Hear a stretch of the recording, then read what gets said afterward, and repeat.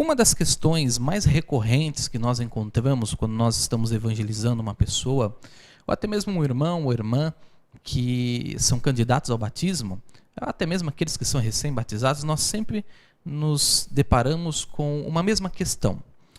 Como vocês podem crer em um profeta quando o Senhor Jesus Cristo disse em São Lucas, no capítulo 16, no versículo 16, a lei e os profetas duraram até João?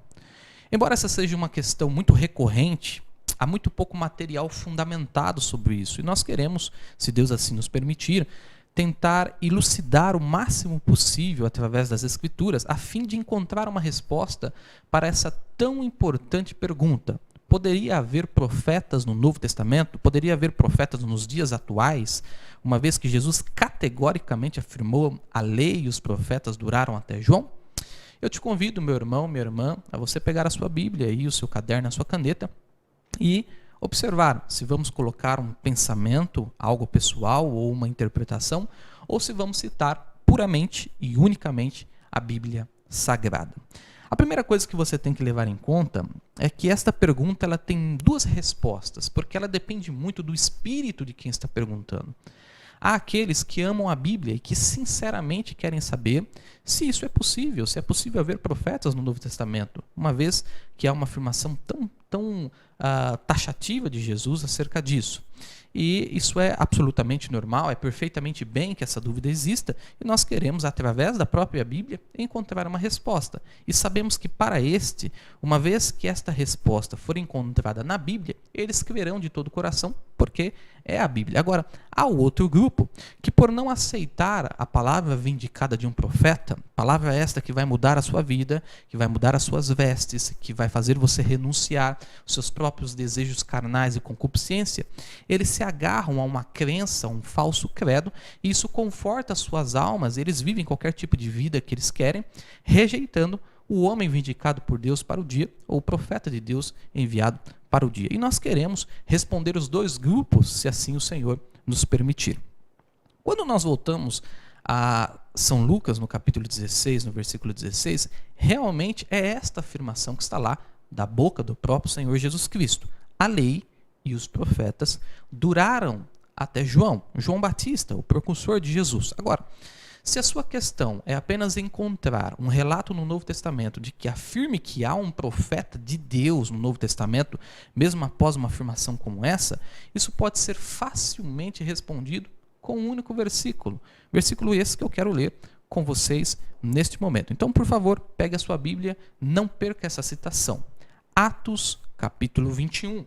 Nós queremos ler aqui a partir do versículo 8. E você me acompanhe e veja se a Bíblia confirma isso. A coisa que eu gostaria, meu amado irmão, que você levasse em conta é que a afirmação de Jesus, preste muita atenção, essa que nós vamos repetir ao longo do vídeo, a lei e os profetas duraram até João, foi escrito pela pena de Lucas, certo? Lucas é o escritor, o evangelista Lucas. O mesmo Lucas que está escrevendo o livro de Atos. Ele é o autor do livro de Atos. Então vamos ver o que esse mesmo evangelista vai escrever para nós aqui em Atos, no capítulo 21, no versículo 8, que diz assim: E no dia seguinte, partindo dali, Paulo e nós, que com ele estávamos, chegamos a Cesareia, e entrando na casa de Filipe, o evangelista, que era um dos 7, ficamos com ele. E tinha este 4 filhas virgens que profetizavam. Agora preste muita atenção no versículo 10. E demorando-nos ali por muitos dias, chegou da Judéia um profeta, por nome Ágabo. E no versículo 11 vai dizer o que esse profeta fez. Ele chegou diante deles, pegou uma cinta, atou a si e disse, referindo-se a Paulo, que quando ele fosse a Jerusalém, ele seria entregue nas mãos dos gentios. Então veja que o mesmo evangelista que afirmou no seu evangelho as palavras de Jesus, a lei e os profetas duraram até João, é o mesmo evangelista que no livro de Atos está dizendo que um profeta de Deus, por nome Ágabo, foi até eles e profetizou e deu a profecia do que aconteceria nos dias de Paulo, né, o que aconteceria se Paulo fosse até Jerusalém. Bom, isso por si só é a Escritura e responderia de maneira rápida, destruiria qualquer argumento que diz que não há profeta no Novo Testamento, que não há profetas após João Batista. Entende, meu irmão? Mas claro que nós não queremos parar nesta única Escritura. A coisa que eu gostaria que você colocasse no seu coração e levasse isso em conta, você não pode separar essas duas coisas que Jesus colocou junto, certo? A lei e os profetas. Ora, se não há profetas depois de João Batista, também não há lei após João Batista, o que é uma coisa absolutamente anti-escriturística, porque a própria escritura do Novo Testamento afirma que essa lei é real. Porque é muito simples, irmão. Olha, o pecado é a transgressão da lei. Quer ler uma escritura comigo? Abra sua Bíblia em 1 João, a primeira carta de João. Nós queremos ler aqui no capítulo 3. Eu vou encontrar aqui rapidamente para me ler aqui junto com vocês. Primeira carta de João, no capítulo 3. Eu quero ler o versículo 3. Então, 1 João, capítulo 3, versículo 3. Vamos dar uma lida aqui. Ó. Diz assim: e qualquer que nele tem esta esperança, purifica-se a si mesmo, como ele também é puro. Versículo 4. Qualquer que pratica pecado também transgride a lei. Porque o pecado é a transgressão da lei. Então veja, Jesus diz, a lei e os profetas duraram até João. Ora, se não há profetas no Novo Testamento, ou profetas após João Batista, também não há lei após João Batista. Mas o evangelista João, aqui em sua carta, está dizendo para nós que o pecado é a transgressão da lei. Ora, se a lei não existe, então também não existe pecado. E se o pecado não existe, também não existe a graça. Se a graça não existe, também não existe a cruz. Foi inútil o sacrifício de Cristo na cruz.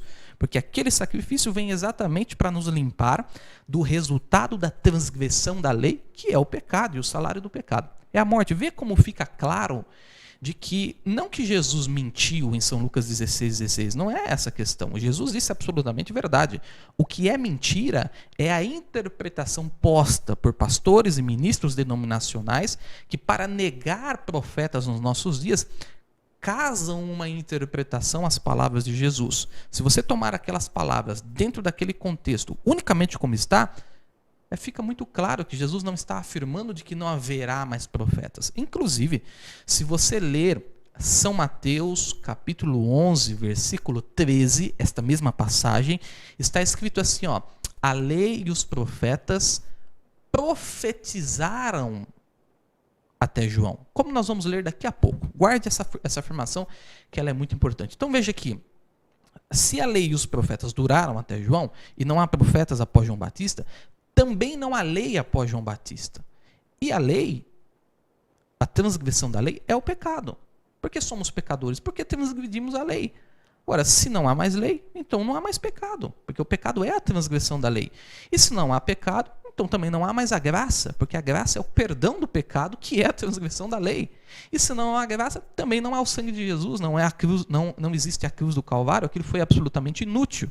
Entende, amado, como isso é longe da Bíblia, essa interpretação de que não existe profetas, baseada nessa afirmação de Jesus, é uma interpretação falsa e uma interpretação longe das Escrituras. É o que nós queremos discursar um pouquinho mais sobre isso. Olha, o próprio Senhor Jesus Cristo, ele disse para nós, em São Mateus, no capítulo 5, escritura que também gostaria, meu irmão, que você encontrasse, São Mateus, capítulo 5, as palavras do próprio Jesus. E ele diz aqui, deixa eu me encontrar aqui na minha Bíblia para nós lermos juntos. São Mateus, no capítulo 5, eu quero ler o versículo 17, diz assim, olha.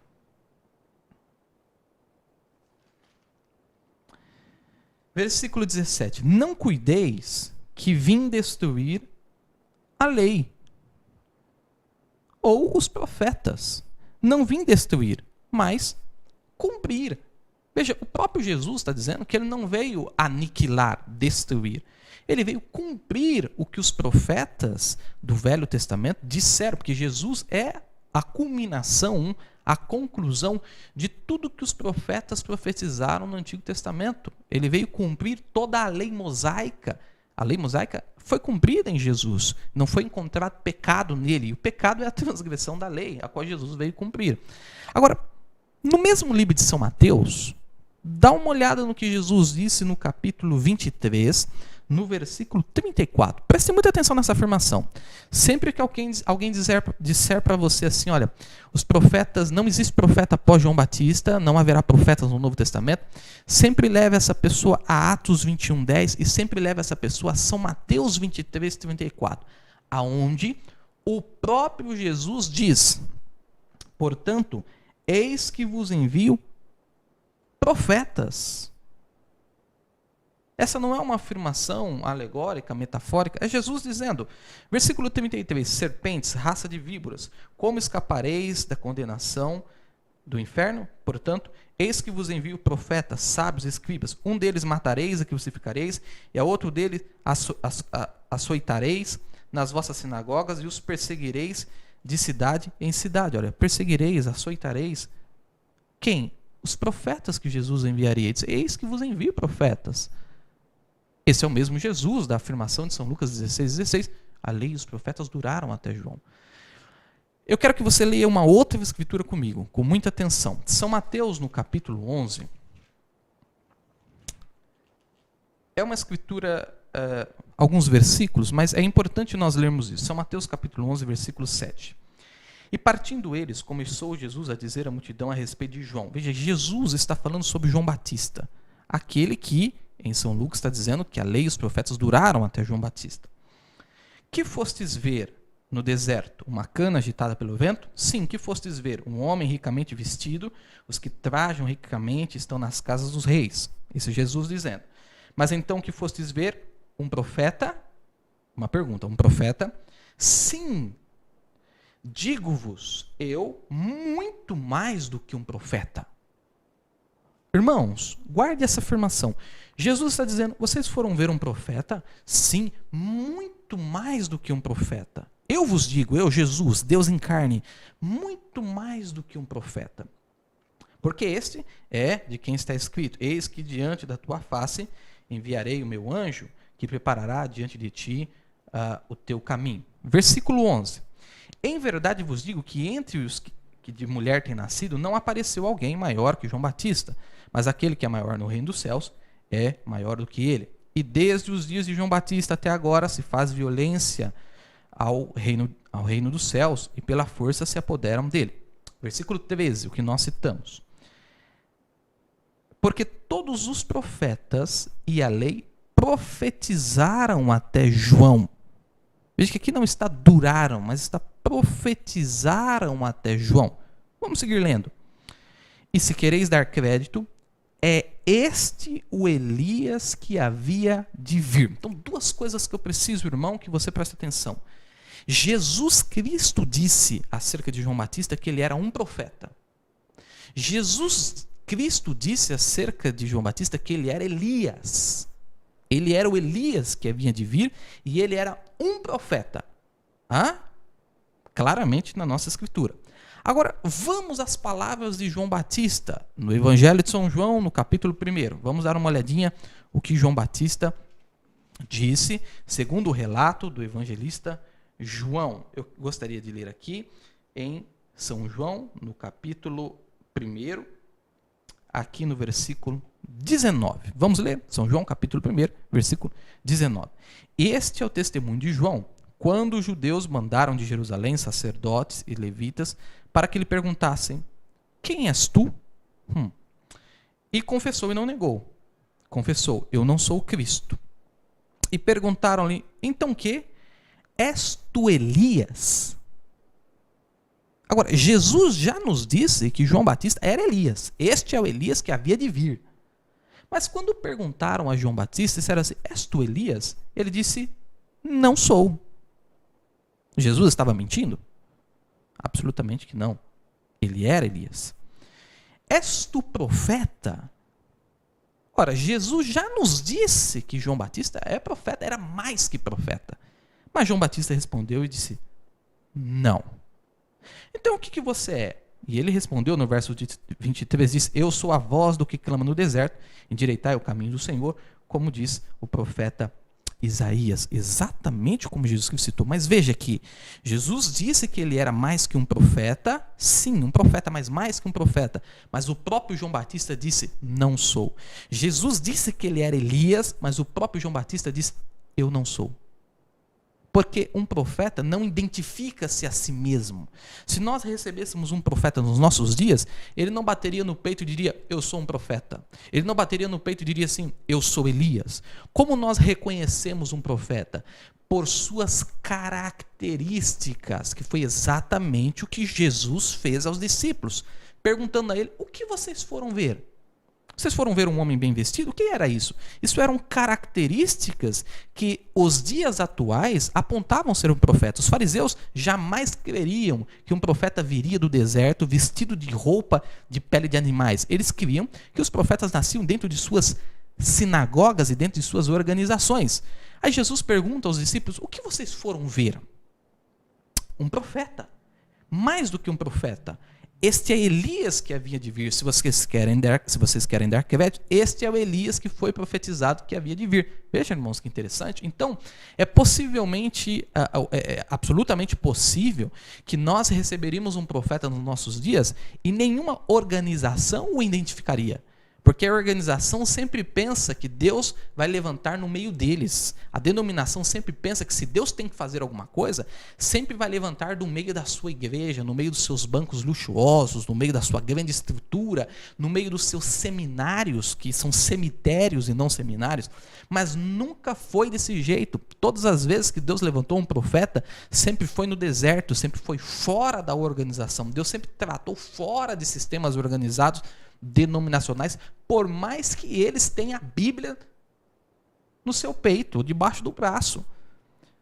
E é exatamente porque os fariseus criam que Deus levantaria profetas no meio deles, é que eles não aceitavam um João Batista. Porque João Batista, você imagina um homem que tem a pele de uma ovelha em si, suando, que comia aquele mel silvestre, né, do deserto, se alimentava lá no deserto. De repente ele vem para a sociedade e ele aponta para Herodes ali, diz assim, não é lícito você possuir a mulher do seu irmão, isso lhe custou a cabeça. Ele apontou para os fariseus e disse, raça de víboras.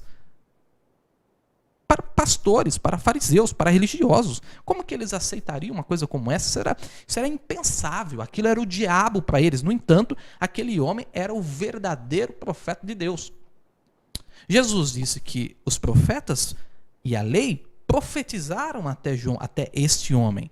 Agora, nós já mostramos no Novo Testamento que, sim, há profetas no Novo Testamento. Agora, uma outra coisa que eu gostaria de chamar a sua atenção. Em 1 Coríntios, no capítulo 14, quando o apóstolo Paulo ele faz a afirmação acerca dos dons espirituais, 1 Coríntios capítulo 14, no versículo 29, ele diz assim, falem 2 ou 3 profetas e os outros julguem. É claro que há uma diferença muito grande, irmãos, nos tipos dos profetas, que nós não queremos pôr tempo nisso porque não é o nosso assunto. Há o profeta que é o profeta, o revelador, aquele que cumpre Amós 3,7. Certamente o Senhor Jeová não fará coisa alguma sem antes revelar esta coisa a seus servos, os profetas. Esse é o revelador, o profeta revelador. E há os profetas do dom da profecia, que estão dentro da igreja local. A igreja local deve ter profetas com dom da profecia. Quando nós lemos Atos capítulo 21, você se lembra que num verso dizia que as filhas de Felipe, as 4 filhas virgens de Felipe, eram profetisas. Elas não eram o profeta, elas eram profetisas. Mas Ágabo foi chamado de profeta. Ó, que coisa interessante. Então, há uma diferença entre profetas de profecia, do dom de profecia, e profeta, a qual Deus desce e fala pela boca dele, profeta revelador, como foi Moisés, como foi Daniel, como foi Malaquias, como foi Esdras, como foi Ezequiel, os grandes profetas do Velho Testamento, como foi João Batista, e como foi o profeta deste dia que foi profetizado nesta mesma Bíblia que nós cremos. Bom, quando você pega os teólogos, ou os pastores, os ministros, que colocam sua interpretação dentro do texto, eles sempre apontam da seguinte maneira, olha, o apóstolo Paulo disse que Jesus foi o fim da lei, que Jesus cumpriu a lei, Mas, irmãos, veja que Jesus, quando ele disse em São Mateus 5,17, eu não vim destruir a lei, mas eu vim cumpri-la. O que Jesus fez com a lei? Então você já sabe que a lei não terminou, porque Jesus não disse que terminaria, disse que durou até João, não disse que terminou em João. A lei, a transgressão dela é o pecado. Ora, quando você diz que a lei não existe, o pecado não existe. Amém? Eu creio que isso ficou claro. Uma coisa que eu gostaria que você atesse. A lei dizia, segundo Jesus disse em São Mateus, no capítulo 5, quem for pego em adultério será apedrejado até a morte. A vossa lei, a lei mosaica, dizia, não adultera. Aí Jesus vem e disse, mas eu vos digo, aquele que olhar uma mulher e cobiçá-la no seu coração, já adulterou com ela. Ora, Jesus aboliu a lei? Jesus destruiu a lei? Jesus eliminou a lei? Após Jesus não há mais lei? Muito pelo contrário, Jesus magnificou a lei. O adultério que você só iria morrer se você fosse pego ali no ato, o que muitos dos fariseus cometiam, mas nunca eram pegos no ato, então eles eram hipócritas, depois eles iam para dentro da igreja. Agora Jesus muda isso. Isso já não é algo de ser pego no ato, isso é algo entre você e Deus, quando ele diz, o seu coração, se você cobiçar, você já cometeu adultério com ela. Ficou melhor? Ficou pior. Porque a questão não é ser pego no ato, a questão é cobiçar no coração, o que acontece todos os dias com muitos daqueles assim chamados cristãos. Mas você não sabe, porque você não sabe o que está no coração dele. Jesus diz, a Bíblia diz, a vossa lei diz, a lei mosaica, não matarás. Mas eu vos digo, olha o que ele estava fazendo, ele estava magnificando a lei. Eu vos digo, se você odiar o seu irmão sem causa, e esse sem causa, há textos bíblicos que nem estão lá, nem há esse texto sem causa em muitas bíblias, mas na João Ferreira de Almeida tem, aquele que odiar o seu irmão sem causa, já o matou. Você não precisa pegar uma faca e enfiar no peito do seu irmão, basta você odiá-lo. Basta você odiá-lo, você o matou. Ficou melhor? Ficou pior. Ficou muito mais grave, extremamente mais grave. Então a lei ela não foi destruída, porque Jesus não veio destruir, Jesus veio cumprir toda a lei em seu corpo, o que veio acontecer. Mas ele magnificou a lei, porque isso está em vigor hoje. Que se você olhar uma mulher e cobiçá-la em seu coração, transgredir esta lei é pecado. E dizer que isso não existe é dizer que a graça e a cruz não existem. Veja como isso é uma coisa absurda, antibíblica, anti-escriturística. Então, se você vai dizer que não há profetas, você também tem que dizer que não há lei. O que seria uma coisa extremamente louca do ponto de vista bíblico.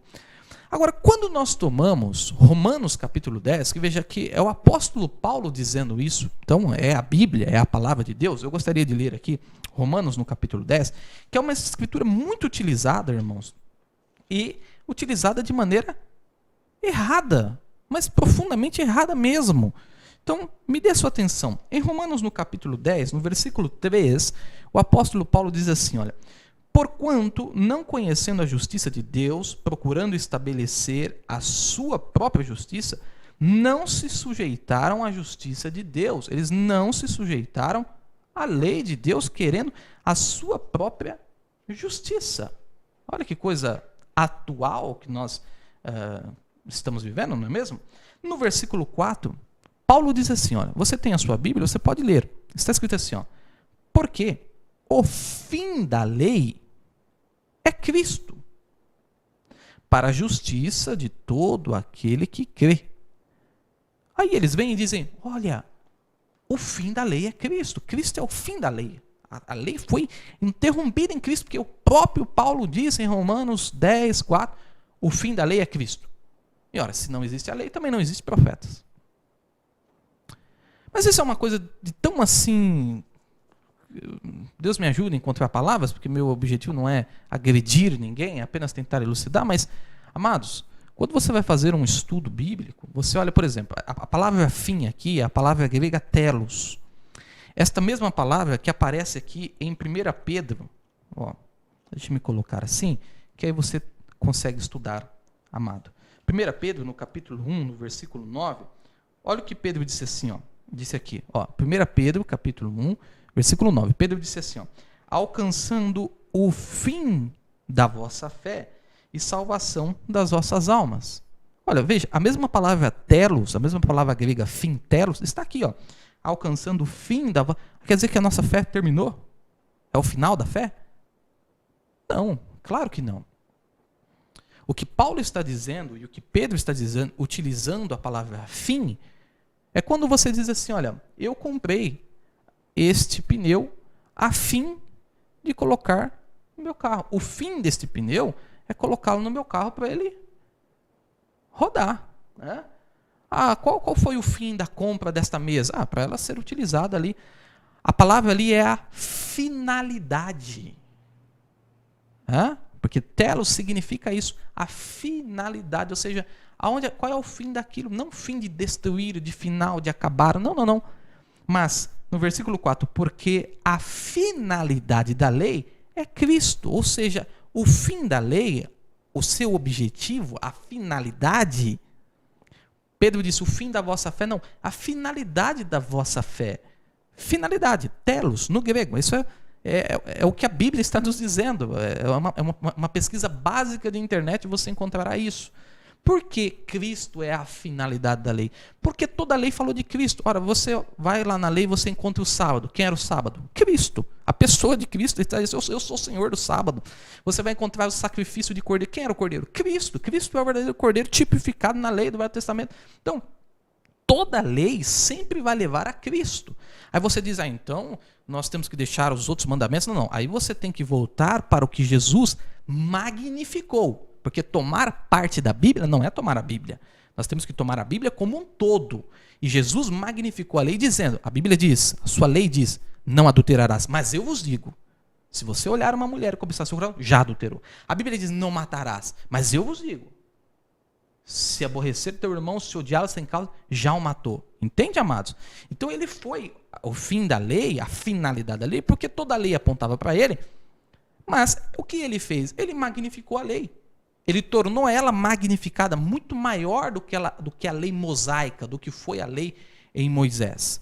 Amém? Então, isso conclui, amados, de que nem a lei nem os profetas acabaram em João Batista. Não. Duraram até João Batista, porque João Batista foi o último precursor, mais do que um profeta, que apontou a Jesus. Mas veja que as Escrituras apontam que houve em Atos 1 um profeta, que houve, eu não continuei lendo 1 Coríntios 14, eu estava dizendo a diferença entre profetas da profecia da igreja local e profeta revelador, que o apóstolo Paulo disse assim, que o espírito dos profetas está sujeito aos profetas. Quer dizer, duas classes de profetas. Paulo dizendo em seus dias que o espírito dos profetas, aqueles que profetizam na igreja local, está sujeito ao profeta, o profeta revelador. Então veja, são as duas classes que estão no Novo Testamento. Entende? Então não é uma interpretação, uma narrativa, mas é apenas a Bíblia nos apontando que sim, houve profetas no Novo Testamento, há profetas para este dia, um último profeta em especial que queremos falar, e que só nega aqueles que querem se inclinar a estes profetas atuais que só vivem do seu dinheiro, vivem de pôr emoção no seu coração, que não combatem o pecado.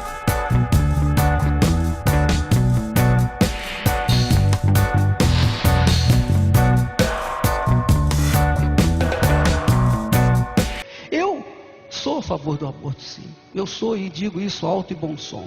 Com toda a fé do meu coração, e não tenho medo nenhum de pecar. E se eu estou pecando, eu cometo esse pecado consciente.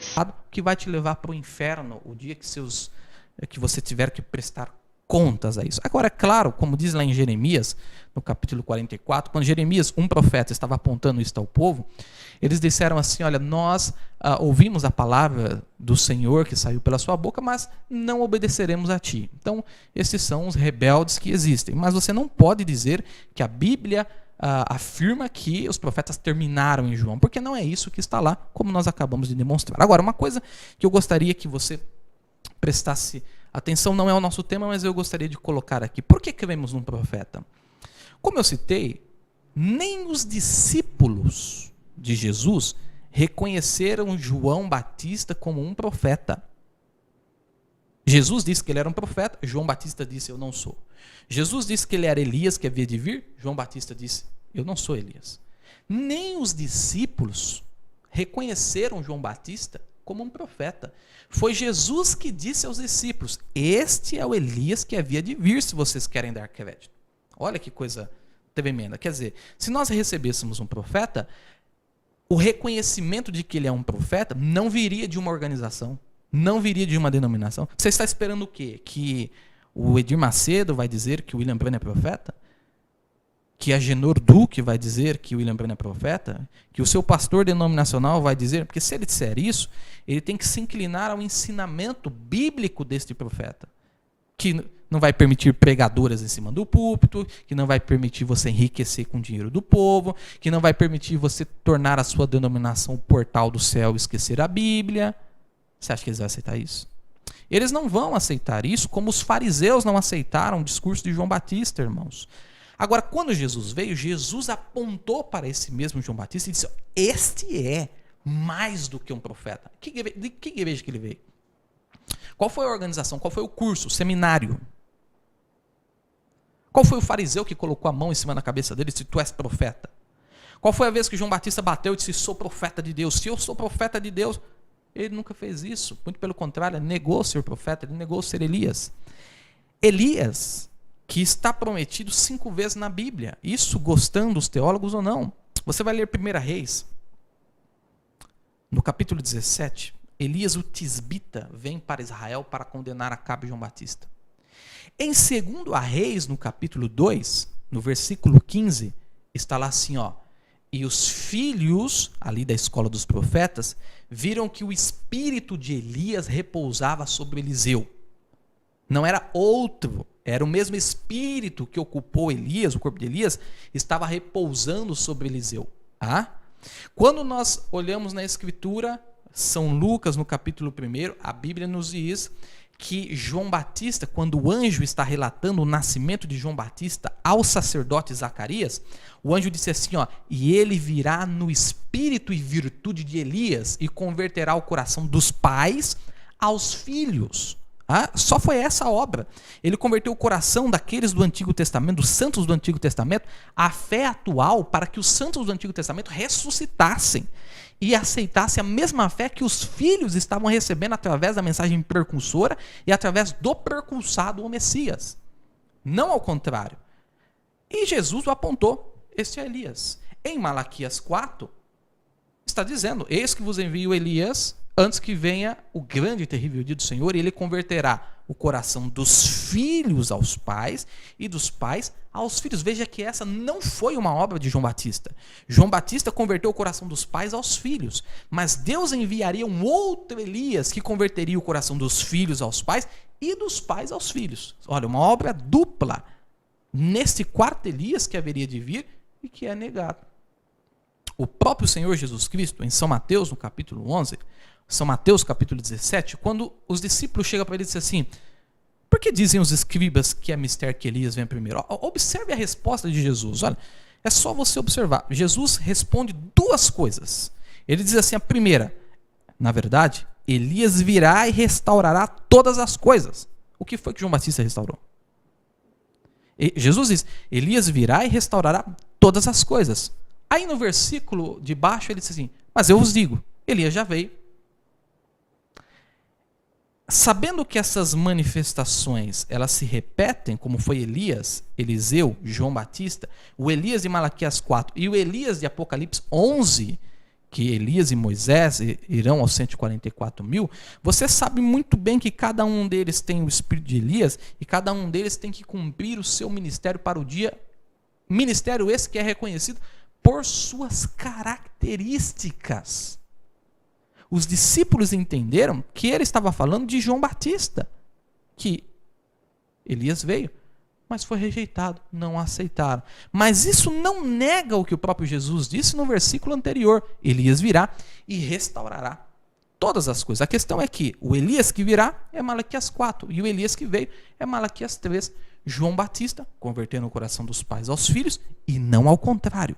Agora, quando Malaquias 4 viesse, ele faria essa obra dupla. Ele converteria o coração dos filhos aos seus pais e dos pais aos filhos. Ah, olha que coisa maravilhosa. Agora, como nós sabemos quem é esse Elias? Porque muitos homens vieram por o nome de Elias no século XX, irmãos.